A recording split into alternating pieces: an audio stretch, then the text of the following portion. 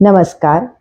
श्री शिवमहापुराण विद्येश्वर संहिता अध्याय क्रमांक 15. देश, काल, पात्र व दानाशी संबंधित विचार. श्री गणेशाय नमः. ऋषी म्हणाले, हे सर्वार्थ वित्तम सुतजी, तुम्ही आम्हाला पूजायोग्य देश व काल या संदर्भात काही सांगा. तसेच एखाद्या व्यक्तीची पात्रता आणि दान याविषयी बोधप्रद असे निरूपण करा. सूत म्हणाले, मुनिजन हो, देवयज्ञादी कर्मासाठी आपले घर हेच योग्य स्थान आहे. शुद्ध आणि पवित्र गृहात केलेले पुण्यकर्मे उत्तम फलदायी होतात. त्यानंतर गायीचा गोठा, जलाशय, बेल, तुळस, पिंपळ या पुण्यवृक्षांचा परिसर, देवालय, तीर्थस्थान, नदी किनारा, पवित्र नदीचा तट, गंगा, गोदावरी, कावेरी, ताम्रपर्णी, सिंधू, शरयू, नर्मदा या सप्तगंगांचे किनारे, समुद्र तट आणि पर्वत शिखर ही स्थाने एकापेक्षा एक दसपट पवित्र आहेत.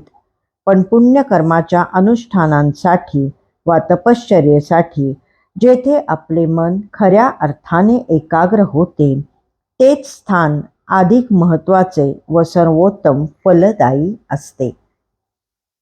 येथपर्यंत पूजायोग्य देशांचे, स्थानांचे वर्णन केले. आता पूजायोग्य समय म्हणजे काळ सांगतो.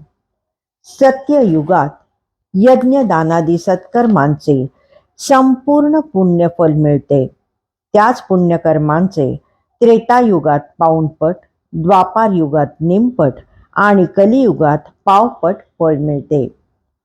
पण कोणत्याही काळात शुद्ध अंतःकरणाने केलेले कोणतेही सत्कर्म उत्तम फलप्रदच असते.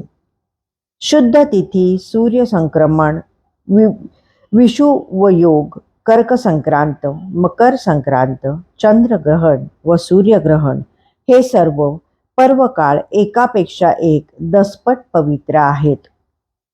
सूर्यग्रहणातील स्नान, दान, जपादी सत्कर्मे सर्वाधिक पुण्यफलदायी असतात. सूर्यग्रहणात सूर्याचा राहुरूपी विषाशी संयोग होतो. हा कालावधी रोग प्रदान करणारा असतो. या समयी केलेली उपासना विषाच्या म्हणजे रोगाच्या शांतीसाठी उपयुक्त ठरते. म्हणून हा काळ पुण्यप्रद मानला गेला आहे. परंतु श्रेष्ठ महात्म्यांचा सहवास लाभतो तो काळ कोट्यावधी सूर्यग्रहणांपेक्षा अधिक पावन असतो. त्या कालखंडाच्या पुण्यप्रभावाची कशाशीही तुलना होऊ शकत नाही. सत्संगाचा अवधी हाच सर्वश्रेष्ठ पर्वकाळ होय.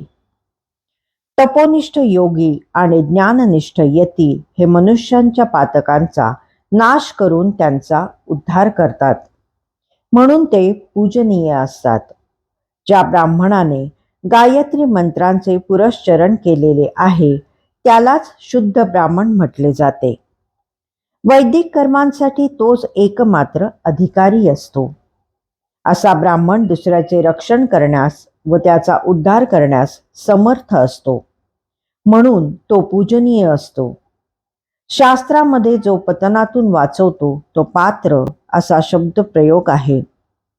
जो स्वतः शुद्ध आहे, पवित्र आत्मा आहे, तोच दुसऱ्यांचे सर्वार्थाने कल्याण करू शकतो. असे सर्व महात्मे दानसेवादी सत्कर्मांसाठी पात्र असतात. उपाशी असलेला कोणताही जीव दात्याच्या दृष्टीने अन्नदानास पात्र असतो.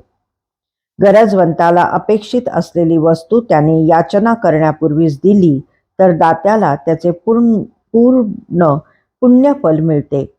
एखाद्याने याचना केल्यावर तसेच याचकाला अनेक प्रश्न विचारून जे दान दिले जाते त्याचे अर्धेच पुण्यफल मिळते.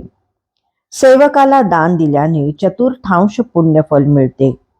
तपोहीन, विद्याहीन अशा गरीब ब्राह्मणाला द्रव्याचे दान दिल्याने दात्याला या भूलोकी 10 वर्षे उत्तम भोग प्राप्त होतात. वेदवेत्या ब्राह्मणाला द्रव्य ज्ञान केल्याने दात्याला स्वर्गलोकी देवतांची 10 वर्षे दिव्य सुख उपभोग प्राप्त होतात. गायत्रीचा जप करणाऱ्या ब्राह्मणाला दानधर्म केल्याने दात्याला सत्यलोकी गती मिळते. विष्णुभक्त तसेच शिवभक्त असलेल्या ब्राह्मणाला दान दिल्याने अनुक्रमे वैकुंठलोकी आणि शिवलोकी गती मिळते. ब्राह्मणाला घरी बोलवून त्याचा यथोचित आदर सत्कार करून सन्मानपूर्वक जे दान दिले जाते त्याचे अगणित पुण्य मिळते. त्यावेळी दात्याने ज्या उद्देशाने दान केले असेल त्याप्रमाणे त्याला फलप्राप्ती होते. सद्भावनेने केलेले दानकर्म श्रेष्ठ फलदायी असते. दानाने यश, कीर्ती, आयुष्य, आरोग्य, संपदा, उत्तम गती अशा अनेक गोष्टी प्राप्त होतात. शील आणि उच्च वृत्तीने वेचून आणलेले तसेच गुरुदक्षिणा म्हणून प्राप्त झालेले अन्न किंवा धन शुद्ध मानले जाते. त्याचे दान केल्याने संपूर्ण पुण्यफल मिळते. क्षत्रियांनी पराक्रमाने, वैश्यांनी व्यापारातून आणि शूद्रांनी सेवावृत्तीने प्राप्त केलेले धन उत्तम मानले गेले आहे. धर्मानुगामी स्त्रियांना पित्याने किंवा पतीने दिलेले धन हेही उत्तम द्रव्यच मानतात. ब्राह्मणांकडून घेतलेले द्रव्य मध्यम मानले जाते आणि वैश्यांकडून घेतलेल्या धनाला अधम द्रव्य म्हटले जाते. चैत्र मासापासून पुढील सर्व महिन्यात अनुक्रमे गाय, भूमी, तीळ, सुवर्ण, साजूक तूप, वस्त्र, धान्य, गूळ, चांदी, मीठ, कोहळा आणि कन्या यांचे दान द्यावे. गोदानाने कायिक, वाचिक आणि मानसिक अशा त्रिविध पापांचे निवारण होते. पुण्यकर्मांची पुष्टी होते आणि समृद्धी प्राप्त होते. भूदानाने इह परलोकी प्रतिष्ठा प्राप्त होते. तिळाच्या दानाने सामर्थ्य वाढते. अपमृत्यूचे निवारण होते. सुवर्णदानाने पाचन शक्ती वाढते. वीर्यवृद्धी होते. साजूक तुपाचे दान दिल्याने संपत्ती व ऐश्वर्य प्राप्त होते. वस्त्रदानाने आयुष्य वृद्धी होते. धान्यदानाने अन्नाची आणि धनाची अभिवृद्धी होते. गुळाचे दान दिल्याने मधुर भोजन प्राप्त होते. चांदीच्या दानाने वीर्यवृद्धी होते. मीठ दान केल्याने षडरसयुक्त भोजन प्राप्त होते. कोहळ्याचे दान पुष्टिकारक असते. कन्यादानाने आजीवन उत्तम भोग प्राप्त होतात. देश, काल आणि ऋतूला अनुसरून ज्याला जे शक्य आहे ते त्याने दान द्यावे. दानाने यालोकी आणि परलोकी श्रेष्ठ सौख्य प्राप्त होते. कल्याण होते. विद्वान मनुष्याने श्रोत्रादी इंद्रियांच्या तृप्तीसाठी सुखदायक भोग प्रदान करावेत. श्रोत्रादी 10 इंद्रियांचे जे शब्दादी 10 विषय आहेत त्यांचे दान दिल्याने त्या त्या इंद्रियांच्या देवता संतुष्ट होतात. ही 10 इंद्रिये आणि त्यांच्या 10 देवता पुढील प्रमाणे आहेत.